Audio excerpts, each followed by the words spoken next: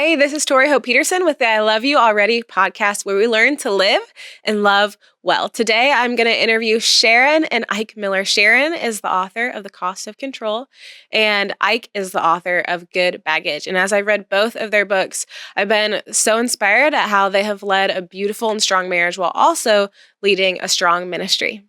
Let's do it.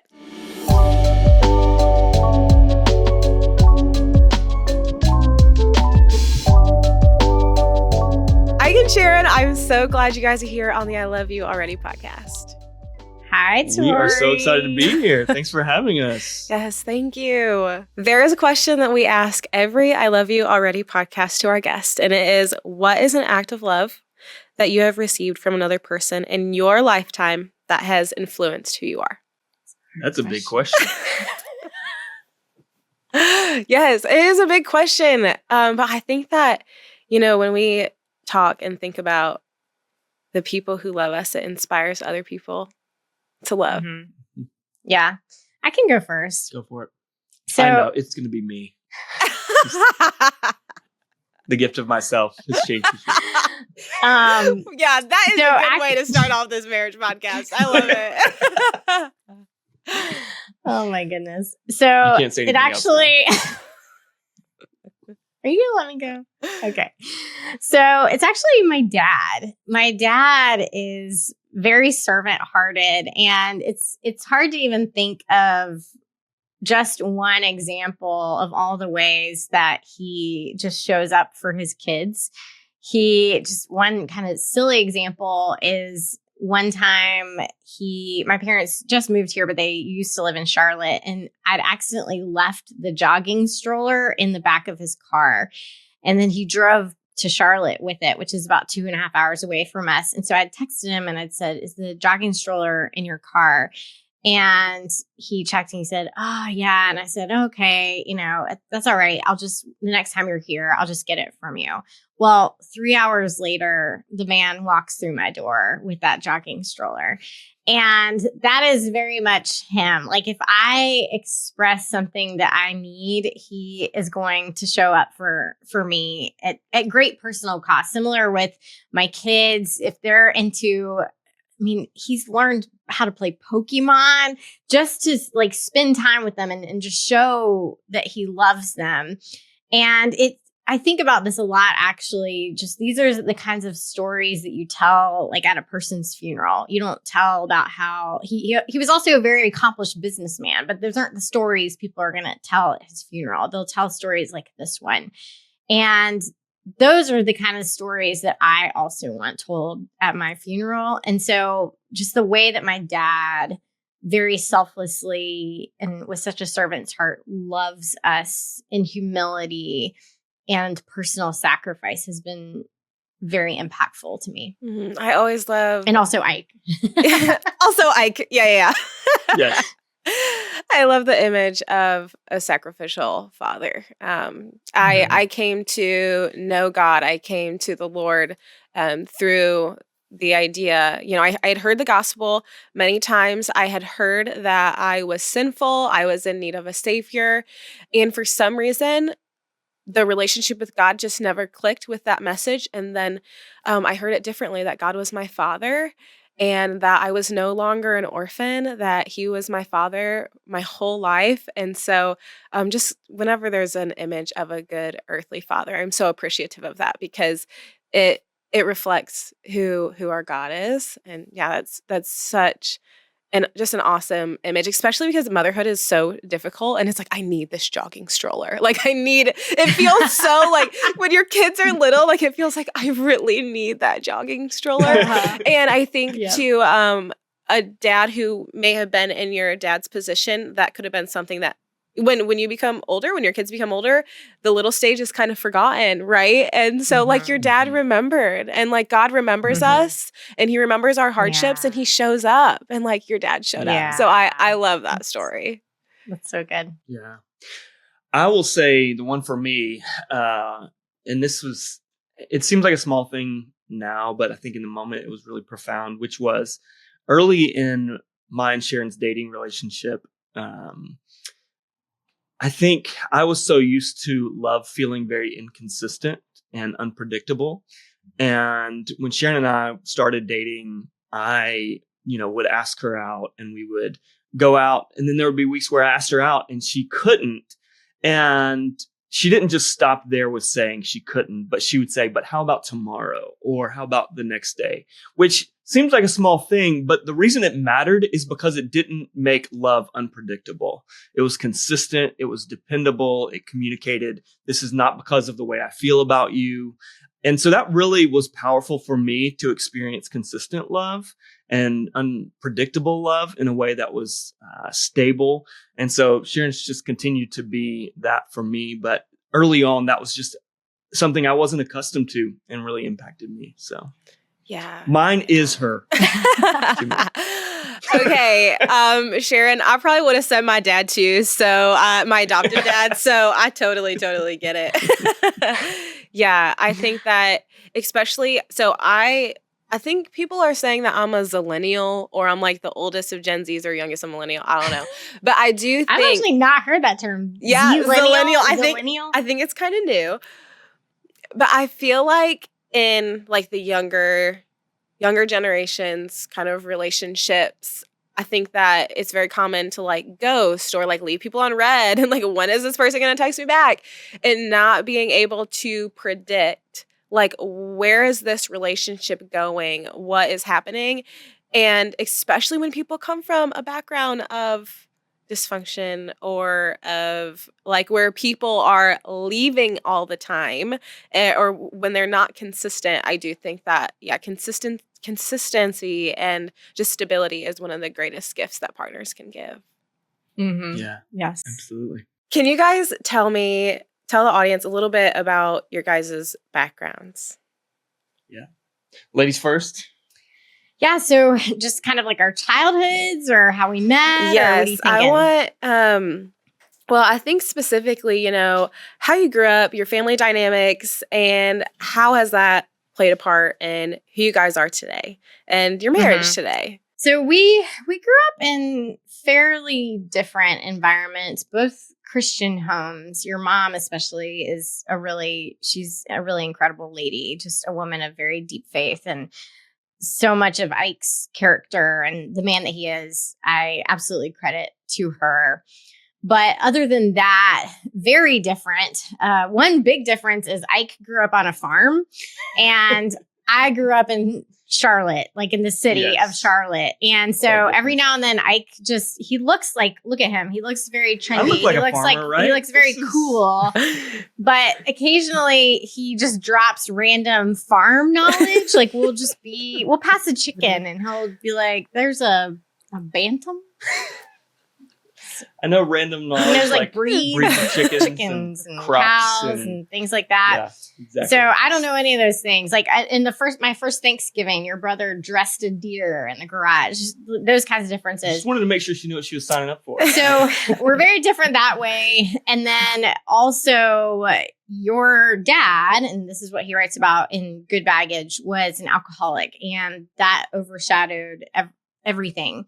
But I actually grew up in a really stable, loving home. And so my parents are still married. They're believers. We grew up it was just everything about it was very healthy. And I had everything that I needed. And so I didn't come out of my childhood with these like big wounds to work through or anything like that. Yeah. To say a little bit more about my experience, my parents divorced when I was a senior in high school, but were really separated most of my growing up. My father was an alcoholic from kind of my earliest days. I think when my parents got married, my mom wasn't fully aware of the degree to which alcoholism was affecting him. They separated when I was in late middle school, and then my father developed prostate cancer. And I think my mom kind of saw that as a second chance for their marriage. And so he came back home. Things seemed to be moving in the right direction. But after a little while, he went back to drinking and ultimately was drinking with us in the car with him. And that was kind of like the last straw. And my mom was like, this has got to end. And so they separated again and ultimately divorced. So that was kind of their dynamic. Obviously, I share a lot in the book about how that impacted me and how I've learned in the last few years how that impacted me. But at the same time, grew up in a ministry of our church, our youth ministry, that was just a phenomenal student ministry. I feel like in so many ways shaped me into who I am and was a powerful redemptive element. Just to touch on for a second, one of the things that's talked about a lot right now is the ACEs study, adult adverse childhood experiences. And they talk about how, it's a scale of 1 to 10 with these 10 questions. One of the fascinating things I found is, I think it was Harvard did a resiliency study. And they basically said, when it comes to the ACEs, for every adult that you had in your life who supported you and loved you, that you knew loved you and encouraged you, it was essentially equivalent to removing one of those points. And so looking back on my youth pastor, who was just phenomenal, and seeing the ways that he was instrumental in my life was really powerful. So. Yeah. So Ike, you grew up obviously in a family that had a lot of struggles. And I feel like when we get married, it's like sometimes we think that our marriage is going to make all of our issues go away. Like we found the love of our lives. This is the fairy tale. In my experience, I have realized that my marriage has magnified my trauma. Like it's just showed it for what it really is. And when I thought that I was healed and that the things that I struggled with were healed because I got married, it was as if they were 10 times worse. So when y'all came together, or when you just became an adult, how did things from your childhood, begin to show themselves? And how have you guys addressed them? Yeah. So the funny thing about this is, I think by the time I got to college, I was a genius when it came to relationships, because all of my friends came to me for relationship advice and they were just in awe of my advice. And so I just thought, you know what? Like, I escaped all of that without any baggage. Like, I am good. I am healed. I'm laughing because I literally did the same thing. Like, and I think that I think from an outsider's perspective, I had achieved a lot at that point. And so I think sometimes there's things in our life, like our achievements or our accolades, that can cover up what's actually happening inside. And especially when people perceive us as healed, then it's really easy to perceive ourselves as that. Yeah. Well, and it also, there is, based on what we've experienced, it did give us a level of emotional intelligence. We were forced to be more mature when it comes to our relationships. And so the knowledge was there, but what I discovered, especially once we got married, was the traumatic effect of what I went through was still in my body and still had formed my mind and had formed my emotional processes. And so, when we got married, it was probably, it was August of 2009 we got married. We went to, I share in the book about going to Disney World in October of 2009. And it was there that I first really reckoned with the fact that maybe I was struggling with some depression. And realizing that not only was I in the happiest place on earth and not very happy, but I was also married, like you said, which was supposed to make it all better and fix everything. And realizing, no, actually, it was awakening me to the impact of my own childhood in the ways that it hadn't been healed. And so it first started with my awareness of developing depression. And one of the things that I talk a lot about in conversation now is realizing that so much of the pain that we experience on the surface of our lives right now is really the sort of manifestation of pain deeper down. And I think for me, that depression was a little bit of the manifestation of some stuff that was deeper down that I hadn't yet worked through. And so that kind of sent me on the journey then of beginning to do some of that work. And so, it certainly highlighted the ways that I had not been healed. And I'm not, I'm honestly not sure how marriage in particular did that for me, beyond just, I was no longer in my own little bubble. And so if I was dealing with depression, it didn't just affect me anymore. It also affected Sharon. And so I couldn't just kind of move on and pretend like that wasn't the reality. Yeah. Yeah, Sharon, when I think about I wish I had my husband on the podcast with me, because when I think about your perspective, I think about my husband. I come from a background where there was a lot of dysfunction and a lot of trauma. And my husband, I think that I was drawn towards him and I was attracted to him and that I wanted to be with him because he came from a background from such stability, and that I knew that that's something that I wanted. So when Ike is kind of facing these things, are you noticing it? How's it affecting you? Because sometimes I always say, like, my husband's beige flag is that he just, like, doesn't even know what trauma is. Like, like he can't see it. He can't identify with it. Yeah. Like, Yeah. So one thing that I'm really proud of that we did really early on is within the first year or so of our marriage, we started seeing a marriage counselor. And part of the reason, on the one hand, Ike says, I thought marriage, was going to be great, but you're not giving yourself enough credit. You were a lot wiser than that, because Ike identified pretty early on that one thing that his dad failed to do was to seek wise counsel. Like, he wouldn't let anyone speak into his life. And so we knew we weren't going to avoid that same fate simply because we wished it to be so, but we needed to be taking tangible action to actively, acquire those skills and deal with the pain and that sort of a thing. And so that equipped us pretty early on we had a venue to hash out a lot of those things.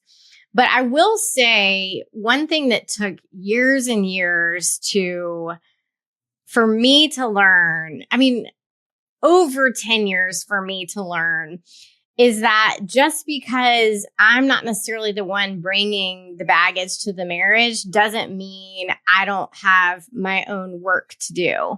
Because I'm still bringing in these unconscious relationship patterns that aren't necessarily they're not necessarily toxic, but however your family handled conflict, however your family handled money, however your family handled, hard conversations, whatever it was, you're still importing those things into your marriage and you're treating them like they're just the norm. Like, this is just the right way of doing things, when really that's just what you were taught.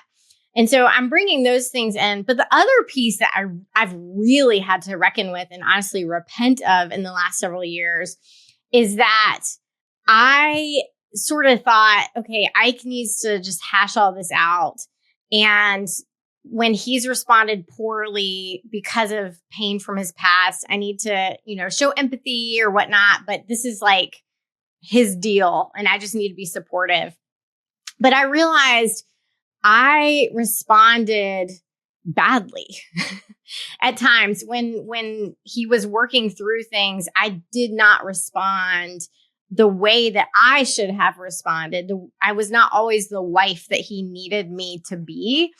And so that also created brokenness in the marriage as well. And at some point, I had to take ownership of that also. Mm-hmm. What did that look like? Like, what did Sharon not responding well versus Sharon changing to love her husband better look like? Well, one thing that Ike writes about in the book that is a pretty big part of our story is that for us, the thing that really had a seismic effect on our marriage or on us was not just getting married. I think we pretty early on, we were very proactive and taking on things head on and looking at what are the cracks in your foundation that need healing.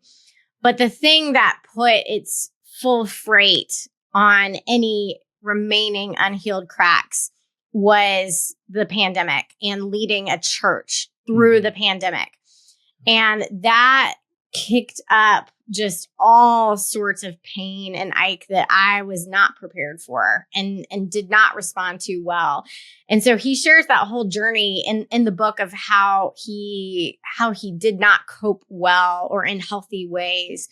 But my poor response to that was to then become controlling and to become hypervigilant. Because I thought, okay, well, now it's my job to take care of him and to make sure if anything's going on, I need to discover it. And so I was constantly checking in on him, constantly, where are you going? How are you doing? How are you feeling? Are you feeling burned out again? Are you feeling anxious again? All of that. And thinking I'm just caring for my husband. We rebrand control as virtue. When it's for people that we love, I'm not controlling you. I'm just like holding our family together. And really, I was, because of my control that was rooted in my own fear, I was not a safe space for him. And I was also contributing to the erosion of trust in our marriage as well. And so that's something I've had to really confront in the last several years. I feel like there have been times in my own marriage, but just in life. I love what you said about we rebrand control. There have definitely been times when I have rebranded control. I think that's a really good question that we can ask ourselves about really any kind of thing that we need to repent in our lives is like, how are we rebranding this sin? How are we rebranding this lack of as something that it really isn't? So yeah, that is a really interesting perspective. As you guys have grown in your marriage, what have been some indicators to you that have been like, okay, we're growing? I'm hoping that through this, people can see like indicators in their own marriage and their own relationships of like, okay, these patterns, these unhealthy patterns are maybe a little bit more behind us. And we can see growth, because sometimes we can just hide things or we can ignore things and think that everything's okay, that we're growing, when really we haven't addressed it or worked through it. So are there anything in your marriage where you're like, this is something that we see consistently that is encouraging to us in our growth? Yeah, just to share a little bit of my story through the pandemic that kind of sets this up a little bit, leading the church and being a church plant and not really knowing, are we going to survive this? And then add on top of that, the racial unrest in our country, the political division in our country, division over whether to meet in person or not, whether to wear masks or not. All of this was creating immense anxiety and fears for me of our church falling apart or not leading well through this season.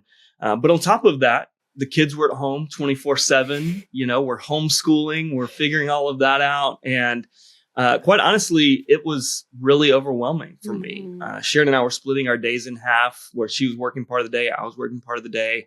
And that meant long periods of time where I'm with the kids and there's nothing to do, nowhere to go, And so I began coping I was taking some anxiety medication, and I was taking more and more of that medication as a way of kind of coping with that season. And when it became clear to Sharon that I was misusing this medication, that was kind of a break of trust for us. And what that ultimately led to was me having to be really honest with Sharon about the fact that me feeling overwhelmed with the kids and yet knowing we were doing the exact same thing, we were dividing the day in half. To me, to admit to Sharon that I needed help with the kids felt like failure as a father. It felt like I was no better of a father than my own father was. And so admitting to Sharon that I needed help was admitting that I was exactly like my father.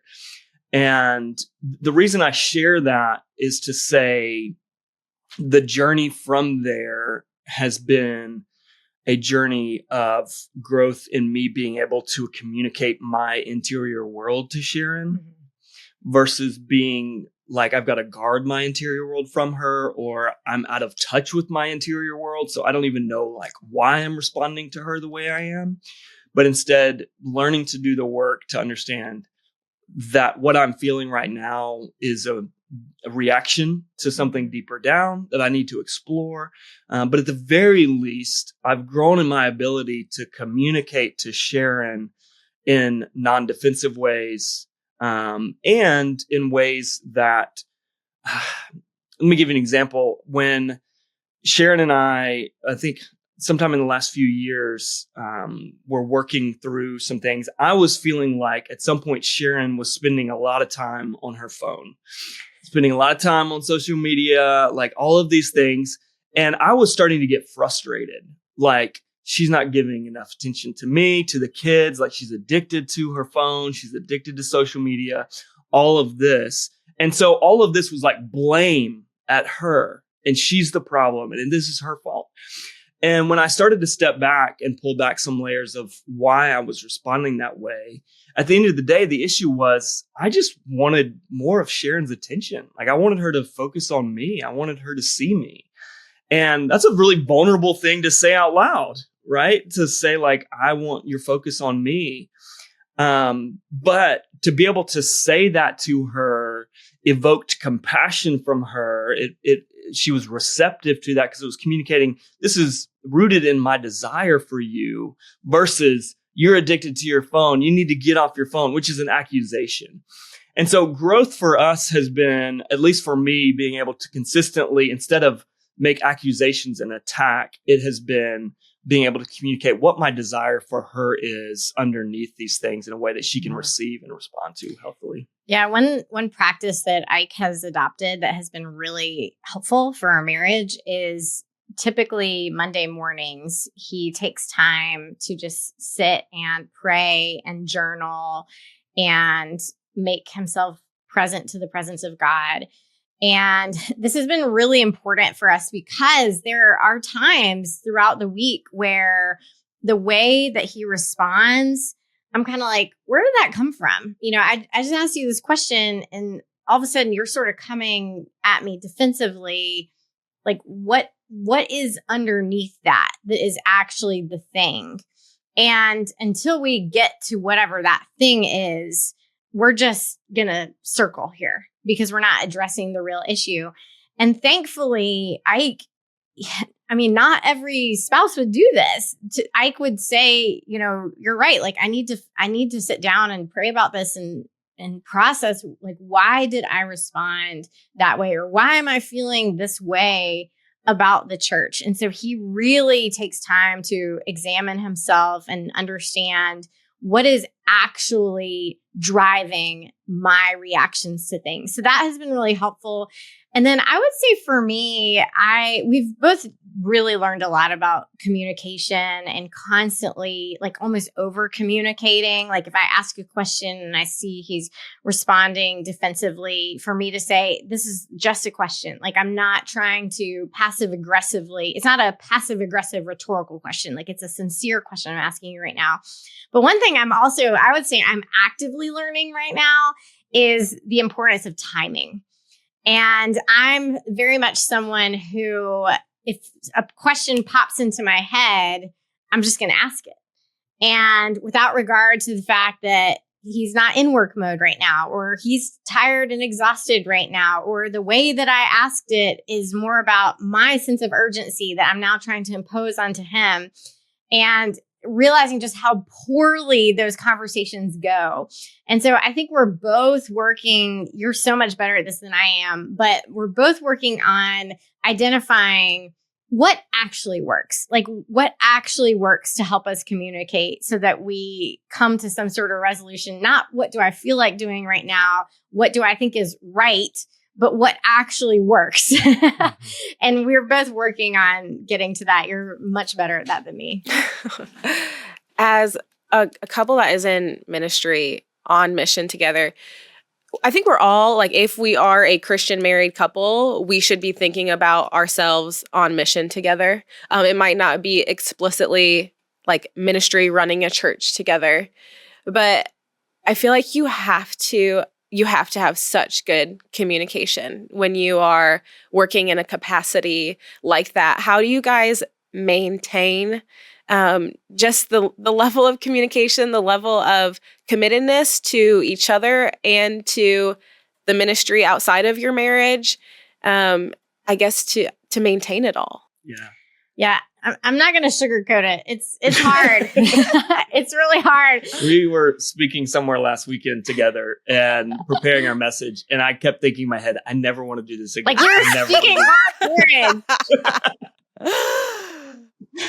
Yeah. And I saw just last week, I was with another pastor who co-leads with his wife, and they've been doing it for over 20 years. And he looks at me and he was like, it's really hard. So, and I think part of the reason it's hard is that your marriage is so entwined as us leading a ministry together. It's so entangled with church that it's hard to kind of parse out like what is work and what is our marriage. And that's really tricky. But what is added onto it is the spiritual warfare component of it, is that because our marriage is so important to the church, the enemy is going to do everything in his power. And that's something that I'm constantly having to remind myself of, is this is not about Ike. This is the enemy that is, attacking our marriage right now, and to make sure I'm identifying like who the correct enemy is. But marriage counseling has been really, really important. And then we've also had to have really firm boundaries around our marriage. And so we are pretty intentional about, like, at the end of the day, when we're done working, we're not talking about church. We're very religious about our date nights. Friday nights is our date night. And I will just move heaven and earth to make sure that happens. And when we're there, we're not talking about church. We both have our Sabbaths. And so we're in a stage right now where we're actually trying to have just as few meetings together as possible, because I think the pandemic, when we were home and like everything was just collapsed, it was like family, marriage, work. It was all in the house.